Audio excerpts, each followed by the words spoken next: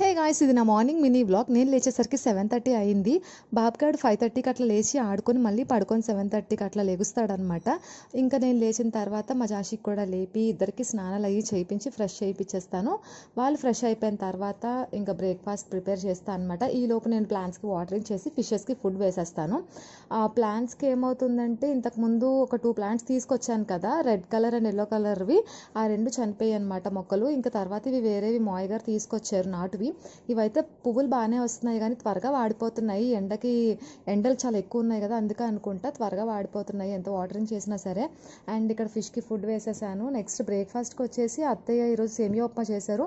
Max రోజు మేము curd rice prefer చేస్తాం ఎక్కువ. ఈరోజు సాటర్డే కాబట్టి అత్తయ్య సేమియా ఉప్మా చేశారు. లంచ్కి అయితే నేను సాంబార్ చేసి అప్పడాలు ఫ్రై చేసేసాను అనమాట.